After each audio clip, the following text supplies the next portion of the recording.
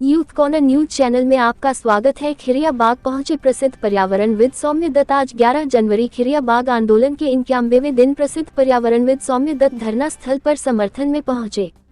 इस मौके पर मैग्सेसे पुरस्कार से सम्मानित डॉक्टर संदीप पांडेय, रवि शेखर, एकता शेखर, अभिषेक दुबे, सानिया अनवर, अंशुमान, निम्मी, इस्मत अंसारी, सीलम भारती ने भी पर्यावरण से जुड़े विभिन्न पहलुओं पर संबोधित किया। प्रसिद्ध पर्यावरणविद सौम्य दत्त ने कहा कि सरकार पेड़ लगाने की बात करती है, लेकिन हवाई जहाज चलाकर जो प्रदूषण कर रही है उसकी कीमत जनता को चुकानी पड़ती है। हवाई जहाज से यात्रा करने में तेज रफ्तार की रेलगाड़ी की तुलना में प्रति यात्री 6 से 8 गुना कार्बन उत्सर्जन होगा। नरेंद्र मोदी की मेक इन इंडिया कल्पना के विपरीत हवाई जहाज अमेरिका या यूरोप से बनकर आएंगे, जबकि वंदे भारत जैसी तेज रफ्तार वाली रेलगाड़ी हमारे यहाँ बनती है। यदि आजमगढ़ से दिल्ली की दूरी तय करने के लिए हवाई यात्रा की बजाय रेल लाइन सुदृढ़ करके तेज रफ्तार वाली रेलगाड़ी चलाई जाए तो शायद कुछ ही घंटों अधिक में वही यात्रा रेल से हो सकती है। रेलगाड़ी की क्षमता ज्यादा होगी, खर्च कम आएगा व भू अधिग्रहण से होने वाली क्षति से भी बच जाएंगे।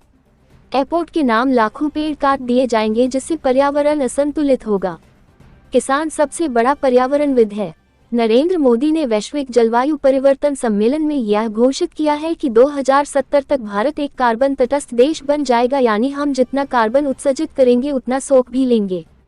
किंतु यदि हम हवाई यात्रा को बढ़ावा देंगे तो कार्बन उत्सर्जन तो बढ़ेगा ही। इसलिए भी आजमगढ़ का प्रस्तावित अंतर्राष्ट्रीय हवाई अड्डा नरेंद्र मोदी की घोषणा के विपरीत है। यदि हमें कार्बन उत्सर्जन कम करना है तो हमें ऐसे यातायात के साधनों को बढ़ावा देना होगा जिनसे प्रदूषण कम हो। जीवाश्म ईंधन से संचालित होने वाले साधन ज्यादा प्रदूषण करेंगे ही, इसलिए हमें गैर जीवाश्म ईंधन से संचालित रेलगाड़ी को बढ़ावा देने की योजना बनानी चाहिए। हम आजमगढ़ से हवाई यात्रा का विकल्प दे सकते हैं, जिससे कम प्रदूषण होगा।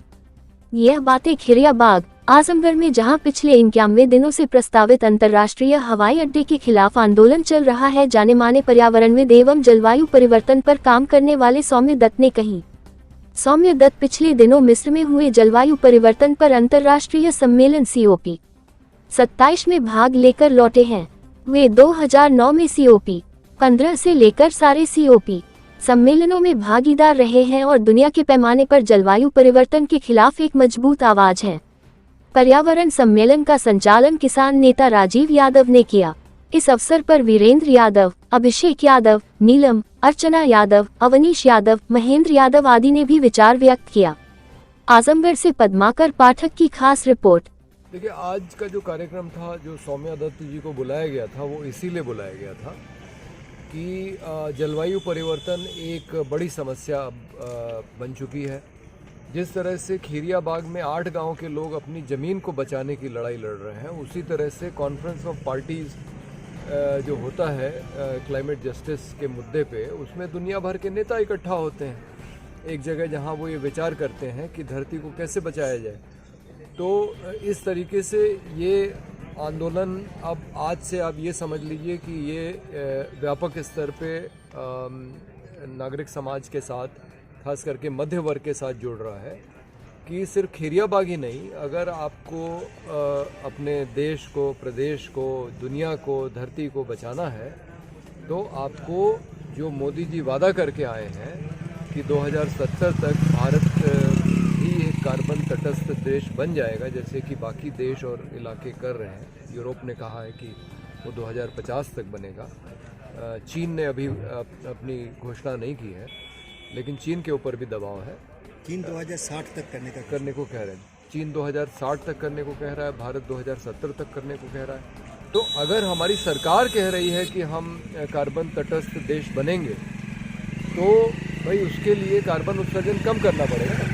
तो कार्बन उत्सर्जन कम करने के लिए आप और हवाई अड्डे नहीं बना सकते। अगर आपको यातायात की सुविधाएं बढ़ानी है तो आपको रेल है, दूसरे तरीकों के बारे में सोचना पड़ेगा।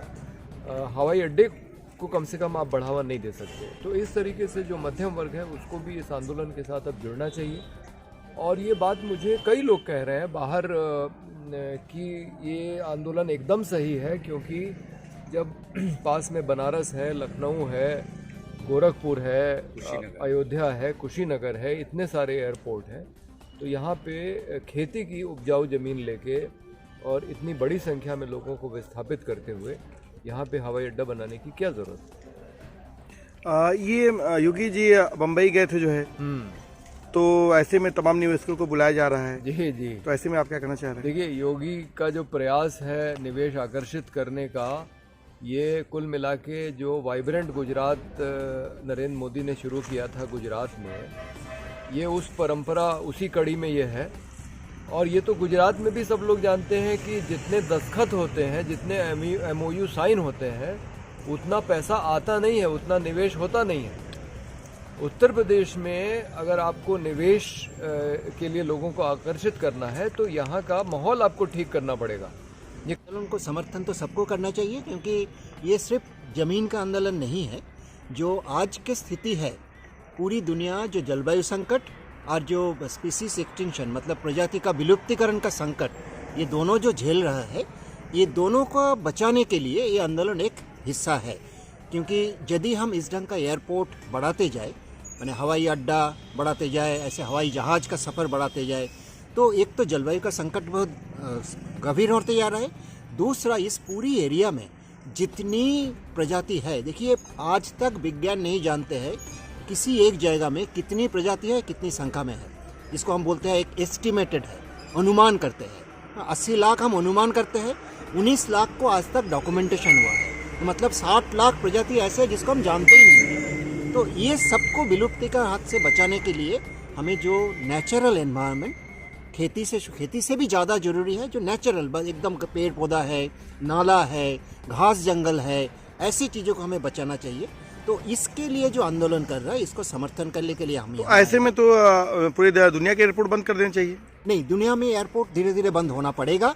उसका कारण भी है, क्योंकि दुनिया में जिस ढंग से प्रदूषण, एमिशंस जिसको बोलते हैं, ग्रीन हाउस गैसेस के साथ एयर पोल्यूशन का, वायु प्रदूषण का भी, इसमें धीरे धीरे एक्चुअली आपने सही बोला कि एक टाइम आइदर हमें फ्लाइट्स को बंद करना पड़ेगा, बा इसको यदि कोई एकदम सही अल्टरनेटिव मिले जो सही किस्म का फ्यूल हो, जिससे इस रंग का प्रदूषण नहीं बनेगा, तब हम कर सकते हैं। सरकार के विकास के मापदंड में एयरपोर्ट तो माना जाता है।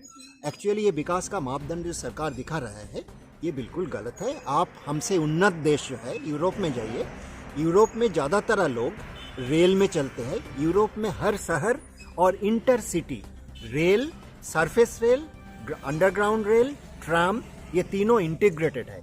आप शहर का अंदर, एक शहर से 200-500 किलोमीटर दूर का शहर, सभी जगह में बिना कोई झंझट रेल में सफ़र कर सकते हैं, जिसका प्रदूषण इससे बहुत कम है। क्या लगता है कि इंटरनेशनल एयरपोर्ट का यहाँ मास्टर प्लान वापस जाएगा? ये तो यदि लोग यहाँ डटे रहें और ये सारे स्ट्रेंथ के साथ पूरी देश का सपोर्ट जैसे धीरे धीरे मिलना शुरू हो, तो वापस जाएगा। बहुत सारी जगह में सरकार को हाथ धोना पड़ा, पीछे जाना पड़ा। यहाँ का लोग डटे रहेंगे, बाकी सबको समर्थन मिलेगा, तो यहाँ से भी सरकार को पीछे हटना पड़ेगा। आपका क्या समर्थन रहेगा? मेरा समर्थन, देखिए, मैं as a scientist, as a वैज्ञानिक के तौर पर जिस ढंग का समर्थन यहाँ जरूरी है, इनके बात को प्लस और एक चीज़ हम लोग जो है हम लोग करते हैं, जो इनके बात को, क्योंकि सरकार चाहते हैं आंदोलन लोकली। ज़मीनें तो नहीं देनी पड़ेगी, क्योंकि 3 महीने से जो आंदोलन चल रहा है और बहुत सारे दबाव के बावजूद भी महिलाएं लगी हुई हैं, तो मुझे नहीं लगता है कि महिलाएं कमज़ोर पड़ने वाली हैं। दूसरा ये है कि ऐसे बहुत सारे पक्ष हैं जिसमें प्रशासन कमज़ोर पड़ सकती है। एक छोटे से एयरपोर्ट को बनाने के लिए जितनी ज़मीनें वो ले रहे हैं, उन्होंने इसका कारण नहीं बताया अभी तक, इतनी बड़ी ज़मीन उनको क्यों चाहिए। तो अगर उनके दिमाग में कुछ ऐसा प्लान है कि वो किसी इंडस्ट्री को दे रहे हैं, तो उसमें सरकार बीच में क्यों आ रही है? क्योंकि जब हम किसी चीज़ का दाम तय करते हैं, तो किसान को अपनी ज़मीन का दाम तय करने का अधिकार है। तो अगर किसी कंपनी को लेना है तो कंपनी गांव वालों से बात करें, न कि सरकार जो है वो किसानों की ज़मीन छीन के अपने किसी दोस्त मित्र को दे दे, ये नहीं चलेगा।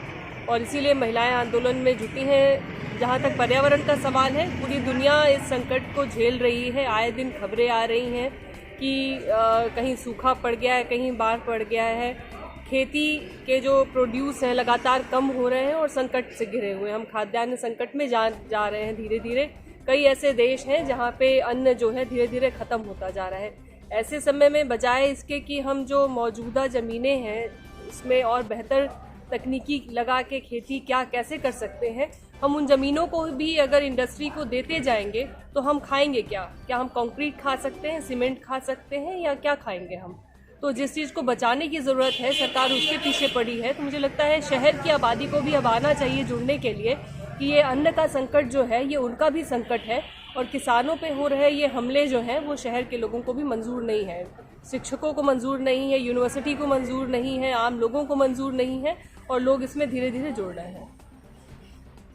देखिए, प्राथमिक तौर पर तो ये अपने आप में काफ़ी दुर्भाग्यपूर्ण बात है कि गांव के लोगों को अपनी खेती, अपनी किसानी और अपनी ज़मीन बचाने के लिए सरकार के साथ संघर्ष करना पड़ रहा है। अव्वल तो ये कि एक उन्नत समाज में होना ये चाहिए था कि जहां सरकार बैठ कर के इन किसानों के साथ बातचीत करती और उनके साथ वो रास्ते ढूंढती, तलाशती जिससे इन इलाके में खुशहाली और समृद्धि आए, और इस खेती किसानी के मार्फत ही आए। देखिए, खेती किसानी या अगर हम खुशहाली और समाज में समृद्धि की बात करें तो ये अपने आप में कोई रॉकेट साइंस नहीं है। सरकार के पास ऐसी टेक्निकल एजेंसियां हैं जो यह कायदे से समझती हैं, हमारे जैसे आम लोगों से ज़्यादा बेहतर वो ये बात समझती हैं कि अगर इन इलाकों को एयरपोर्ट, स्टेडियम जैसी चीज़ों के हवाले किया गया तो देश के अंदर बहुत बड़ा खाद्यान्न संकट पैदा होगा। खाद्यान्न संकट के अलावा एक बहुत साफ जो अब दिखने लगा है भारतीय शहरों में ही, अब ये दूर की कोई बात नहीं रह गई, जहां हम ये देख सकते हैं कि लगातार हर 2 महीने 3 महीने पर भारत के अलग अलग हिस्सों में किसी न किसी तरह की पर्यावरणीय आपदा आती है। वो पर्यावरणीय आपदा कोई दैवीय आपदा नहीं है जैसे हमारे पॉलिटिशियंस कहते हैं, वो दरअसल हमारे द्वारा अपनाई गई पूर्व की नीतियों के कारण आने वाली आपदाएं हैं।